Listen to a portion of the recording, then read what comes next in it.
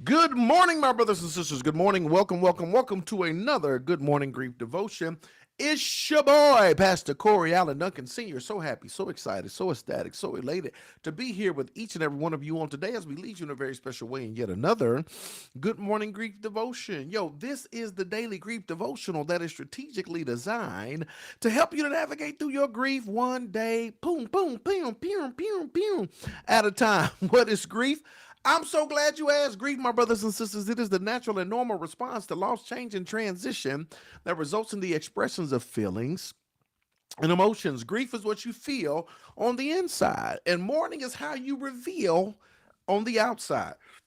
Therefore, we don't suppress it, but we express it. We don't ignore it, but we explore it. We don't conceal it, but we reveal it. We don't lock it up, but we let it out. And that's why we shout good morning, because mourning is a good thing. And I thank you for joining us on today as we dare to prepare to lead you in a very special way and yet another Good Morning Grief devotion. Make sure you like and share, tag somebody in this post. If you know somebody that's dealing with grief, somebody's dealing with loss, change, and transition, this is where they need to be. They need to get this nugget. They need to get this devotion. They need to get this nudge from the Holy Spirit as they dare to prepare to navigate through what they are going through. Thank you so very much for joining us on today. I'm super duper excited to lead you in today's grief devotion. Today is day 74. Thank y'all for coming back for some more. We're going to talk about my grief might make me wonder if life is worth it. Maxwell said, don't ever wonder, but my grief might make me wonder if life is worth it. How many of y'all have wondered if life was worth it? After going through what you've been through and dealing with what you had to deal with and navigating through it all, how many of y'all have wondered, is life even worth it? Let's get to it today, y'all. Sometimes people experience the pain of grief, wonder if life is worth it. It would be so much easier to not be here, they might think. It's normal to want to not hurt. It's normal to feel the pain. It's too much to bear. Sometimes we think, should I even be here? What's the purpose of it all? Maybe I should go too. If I went, I wouldn't feel what I'm feeling. Is it even worth it? I'm not going to ask you. I'm going to ask you how many of y'all been there, but don't put it in the chat. I just want y'all to nod with me if you're listening to me. Sometimes we get to that point. Sometimes we don't want to feel the hurt or the pain that we're feeling. Sometimes it's so unbearable. Sometimes it's so much. Sometimes it's so hard to process and wrap our mind around what we're going through. Remember, grief deals with loss, change, and transition. So yes, we primarily talk about death, but we go through life situations and circumstances that can be so painful. Losing the job, or losing your relationship with somebody, or going through a breakup, or being estranged from your family members, or whatever your situation may be. You lost your house. Money was funny. Lost your job. You tried to keep it. You lost your house, and now you embarrassed. And you had this house built, or you just feel bad. You lost your job and put you in a bad financial position. You ain't never been this down before. I'm talking about you down bad, right? And you trying to pick yourself up and you trying to get back in the game. We go through life situations and circumstances that sometimes we wonder, is this even worth it? Maybe you have a disease, right?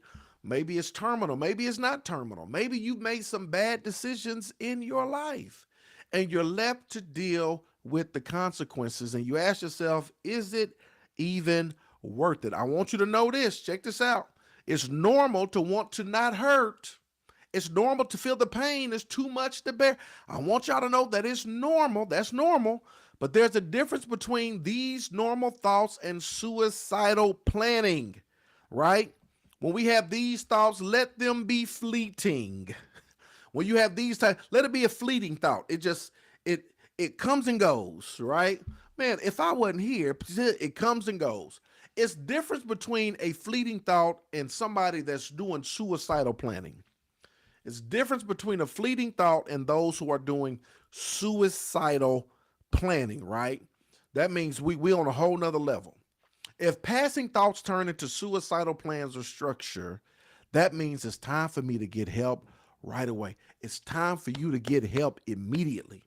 If it goes from a fleeting thought to something that's ruminating in your mind and it starts to turn into planning and something that you feel like you want to carry out, it's time to get help immediately. I want to say don't let it get that far. But just in case you have not, it's time to reach out. I promise you, it's time to reach out. It's time to reach out. It's time to reach out. If it gets that far, and so many people are struggling, you don't know what people are going through. You don't know what people are dealing with. You don't know what people are wrestling with, right? So many people are struggling and wrestling and dealing with this, that, and the other.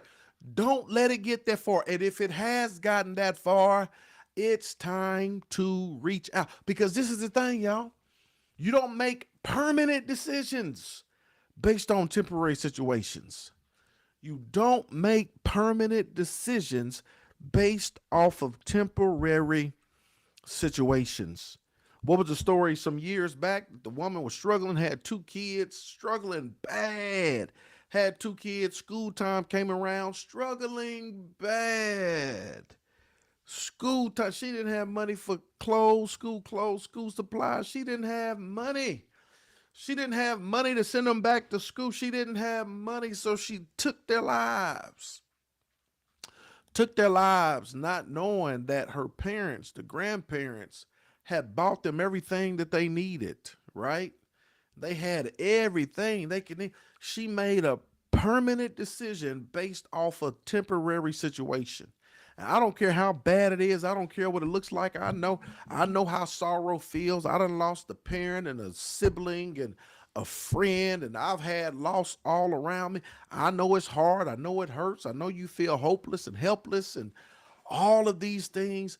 But I want you to know you don't make permanent decisions based off of temporary situations. That's why you got to reach out. There's a difference between isolation and solitude. Solitude is good. Solitude is when you get by yourself for times of renewing and refreshing and renewal. Solitude is a good thing. Isolation is a bad thing. The enemy isolates you so he can annihilate you. The enemy will cut you off from sources that will feed you and that are positive and that are spiritual in nature. The enemy will get you by yourself. The enemy will get you in your feelings. He'll isolate you. See, don't nobody care about you. I told you, don't answer the phone. Don't respond to nobody. Nobody cares. He isolates you. Then he starts to annihilate you. He starts to, because he comes to steal, kill, and destroy. And that's the first step. Let me get you off by yourself. Because as long as you go into the devotion, as long as you hanging around them friends, and as long as you go into that church, and as long as you getting inspired and encouraged, you going to hang on to hope. But if I can make you feel you're like at the end of your rope, if I can make you feel like the pain is so bearable that it's not worth being here, then I'm getting the victory. So I isolate you. I'm gonna get you by yourself, away from everybody else. Y'all. If we get to that point, we don't make permanent decisions based off temporary situations. I need you to reach out. I need y'all to promise me you're going to reach out if that's where you are. Check this out, y'all. Sometimes tunnel vision prevents people from seeing choices. Tunnel vision. All we can see is, I say it all the time, if all you can see is what you see, then you fail to see what you need to see.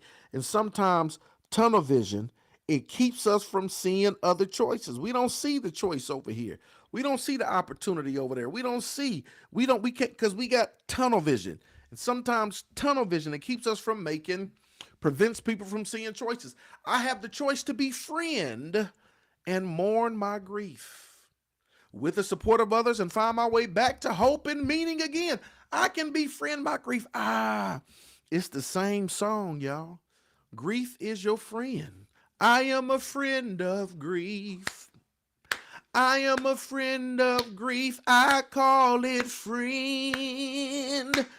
Grief, you gotta befriend your grief. You have to befriend your grief. Give yourself permission to feel. It's just your body. It's just your emotions trying to express and articulate how it feels, right? It's sad. It's going through the most traumatic time of its life. It's sad. It's hurtful. and you want to suppress it and push that stuff down. No, you got to let that stuff out. You got to befriend it, sit there, conversate with it, talk to it, right? My buddy, wherever I go, he goes, my buddy. Y'all remember that? This is you got to befriend your grief. As you navigate through this process, you got to befriend your grief. That you got to befriend your grief. You got to acknowledge it. You got to name it. You got to sit in it. Sit in it. It's trying to tell you something. It's trying to show you something. It wants to be released. Give yourself permission to feel. You got to befriend it. Whatever that is, you have to be. I'm giving y'all game. I'm trying to save y'all some money. I'm trying to help y'all. You got to befriend it. When you befriend it and you mourn, right? What is mourning? Mourning is letting outside what you feel on the inside. When you befriend it, come here, friend, and you mourn with the support of others, you find your way back to hope and meaning again, right? Here's the final thought. If I find myself questioning my desire to live, I'll reach out for the support I need and deserve. If I find myself questioning my desire to live, I'm going to reach out for the support that I need and I deserve. Today is day 74. Thank y'all for coming back for some more. My grief might make me wonder if life is even worth it. Come on, holla at your boy one time for the one time. You got questions, comments, holla at your boy. Questions, comments, holla at your boy. Questions, comments, questions, comments. This is so very real, y'all. Somebody just a few weeks ago, who's in one of the communities that I'm affiliated with, ended up taking their life, and they left a message. They left a message. They said, what did they say? They said warm tears is better than cold tears or something like that. That was the last thing they posted on social media, and they was gone. Gone. Took their life. That, I mean, things had seemingly got that bad. That's what I'm saying, y'all. Reach out. The enemy will isolate you so he can annihilate you. And check this out, y'all. It ain't even the ones that's be sad all the time, right? It's not the one. No, it's the. Think about this. Think about the comedians that took their life. Think about the guy that was on the Ellen show, the DJ, Twitch, whatever his name was, right? Think about it. Think about Robin Williams, right? Think about who was the one guy, fat guy in Little Cold? What's his name? I think did he I think he overdosed. Maybe I can't remember if he took his life or not. So many of them. And you think they're so funny. They're comedians. What could be wrong? They're always laughing. And that's the problem. They're always performing. And people want them to perform so much. They always want them to be on because they always want them to perform, that they don't have safe places and safe spaces where they don't have to they can just simply be. And they can feel what they feel. Most of them are depressed anyway. Most comedians are depressed. Most of them, they got a dark sense of humor. Most of them, I ain't gonna say most of them, but a lot of them are depressed, right? And they wear the mask and they get on stage. That's what they do. I got this gift. Think about it. No matter how talented you are, I got this gift. And people want you for your gifting, right? People rely on you for your gifting, and they want you to always be on. Oh, that's Pastor. He always funny. He always got an encouraging word. So no matter how I'm feeling, I got to flip that switch. You flip that switch so much you get tired of it. You got to flip that switch and make people laugh. You got to flip that switch and smile, right? And it's like Patti LaBelle, if only they knew, right? What was going on through your mind. And so, yeah, if it ever gets that bad, if it ever gets to the point to where it's just unbearable, listen to me good, y'all. Reach out. Reach out to somebody. Reach out to somebody. reach out to somebody. All right. I appreciate y'all. Love y'all with the love of the Lord. Hope y'all have a thriving Thursday. See y'all tomorrow, 8 o'clock, same bat channel, same bat station. I can't wait. Got a date at 8 a.m. Don't be late. We're going to get it in one time for the one time. I love y'all. I see y'all. Hope y'all have a thriving Thursday. And for some reason, I can't find my video clips. There they go right there. Here we go. Let's go.